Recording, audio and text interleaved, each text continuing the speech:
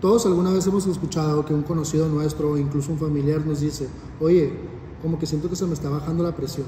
O todos tenemos casos en nuestras familias que nuestros abuelos, nuestros papás incluso, padecen de hipertensión arterial.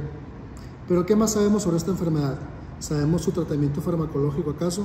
Soy Javier Vega, estudiante de la Universidad de Monterrey, y te voy a explicar lo que es esta enfermedad y su correcto abordaje. Como introducción, tenemos que la hipertensión arterial es una condición clínica caracterizada por el aumento de los valores normales de la presión arterial, que estos vienen siendo 120/80. Esto puede ser un factor de riesgo tanto para enfermedades cardiovasculares, cerebrovasculares y enfermedades renales. La hipertensión se puede clasificar en dos. Primero tenemos la hipertensión primaria, que es el 95% de los casos. Esta se debe a una dieta alta en sodio, antecedentes heredofamiliares, obesidad, se debe a edad avanzada, se debe a sueño insuficiente, entre otras cosas. Por otra parte, tenemos la hipertensión secundaria, que es el 5% de los casos. Esta se debe al consumo de cocaína, a pacientes embarazadas, al feocromocitoma y al síndrome de Cushing. Es importante recordar que la presión arterial depende de la resistencia periférica total y del gasto cardíaco. El gasto cardíaco a su vez depende de la frecuencia cardíaca y del volumen de eyección. El volumen de eyección depende de precarga, poscarga y de la contracción. Ya pasando con el apego farmacológico, tenemos los simpaticolíticos, que estos incluyen clonidina, alfa-metildopa, alfa y beta bloqueadores. Estos simpaticolíticos actúan inhibiendo el sistema nervioso periférico, reduciendo la liberación de sus neurotransmisores. Como primera opción tenemos la clonidina, que es un agonista alfa-2 adrenérgico del sistema nervioso central. Esta activa los receptores alfa-2 presinápticos, esto para inhibir la adenilato ciclasa reduciendo los niveles de AMP cíclico. Y a menor AMP cíclico se inhibe la apertura de canales de calcio dependientes de voltaje. Y a menor entrada de calcio se reduce la exocitosis de las vesículas que contienen noradrenalina. Y como resultado tenemos una disminución de la liberación de noradrenalina y una actividad simpática reducida, bajando los niveles de la presión. Indicaciones.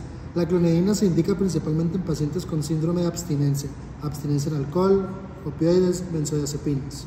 Es importante recordar que la clonidina no es un tratamiento de primera línea, sino de tercera línea.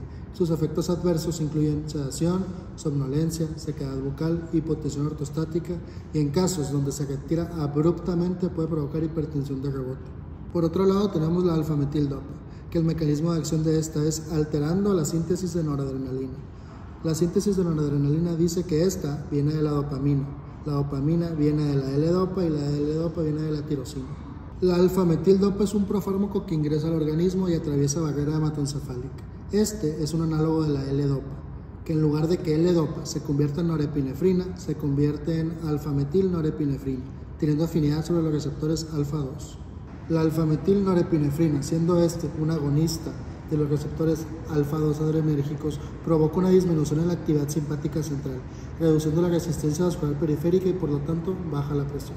Este está indicado en pacientes con hipertensión gestacional, siendo este un receptor alfa-2, bloquea el calcio y aumenta la salida de potasio, provocando que no se libere la norepinefrina, provocando efectos adversos como sedación, somnolencia, hipotensión ortostática, fatiga y en algunos casos anemia hemolítica. Tenemos los beta-1, que es atenolol, metoprolol y esmolol. Y tenemos los beta-1 y beta-2, que son propranolol y nadolol. Estos provocando dos efectos. Por un lado tenemos el efecto inotrópico negativo, que este reduce la fuerza de contracción del corazón. Y por otro lado tenemos el cronotrópico negativo, que este reduce la frecuencia cardíaca. Estos indicados en pacientes con hipertensión arterial, infarto agudo del miocardio e insuficiencia cardíaca crónica, porque disminuyen la dilatación de los ventrículos y la hipertrofia ventricular. Estos medicamentos están contraindicados en pacientes con asma y EPOC, pacientes con algún bloqueo cardíaco de segundo o de tercer grado o pacientes con alguna enfermedad vascular periférica. ¿Por qué? Porque el gasto cardíaco ya está bajo y esto disminuye muchísimo más la presión arterial. Por último, algunos de sus efectos adversos incluyen hipotensión, bradicardia, hipoglucemia enmascarada, disfunción eréctil y también puede provocar una hipertensión de rebote. Ahora vamos a pasar con los pacientes que tienen hipertensión arterial acompañado con una de las siguientes enfermedades, que sería crisis hipertensiva asociada al feocromocitoma o hiperplasia prostática benigna. Tenemos los fármacos alfa-1, que son terazocina, prostazocina y doxazocina. Estos no son de primera línea. Estos actúan bloqueando receptores alfa-1 que están en el músculo liso de arterias y venas, causando una reducción y dilatación de la resistencia vascular. Por otro lado, tenemos los fármacos alfa no selectivos, que incluyen fentolamina y fenoxibenzamina. El mecanismo de acción de estos es bloquear tanto receptores alfa 1 como receptores alfa 2, provocando una disminución en la precarga y en la poscarga. Es importante recordar que la fentolamina es reversible, mientras que la fenoxibenzamina es irreversible. Estos fármacos también presentan efectos adversos. El más común es la taquicardia refleja. ¿Por qué? Aquí hay una disminución de la poscarga, disminuye la presión. Eso lo captan los vasoreceptores y disminuye la frecuencia cardíaca. También podemos encontrar efectos adversos como la hipotensión ortostática, incluso cefalea, congestión nasal y en algunos casos también puede dar retención de líquido. Por último tenemos los fármacos alfa y beta bloqueadores, que estos combinan la acción de ambos, tanto bloquear receptores alfa como bloquear receptores beta adrenérgicos. Esto sirve para un mejor control de la presión arterial y del tono vascular, siendo muchísimo más específico en ciertos casos.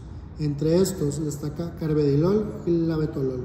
Las indicaciones para estos son las siguientes: hipertensión arterial, hipertensión gestacional, emergencia hipertensiva e insuficiencia cardíaca. Entre sus efectos adversos se encuentran bradicardia, hipotensión, hipoglucemia enmascarada y broncoespasmo. Este último por un bloqueo a los receptores beta 2 adrenérgicos.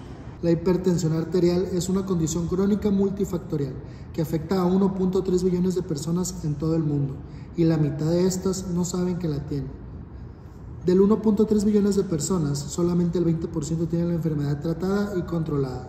La detección temprana, el apego al tratamiento y el control regular de la presión arterial son fundamentos básicos para poder llegar a prevenir complicaciones tanto a corto como a largo plazo y así poderle brindar al paciente una mejor calidad de vida.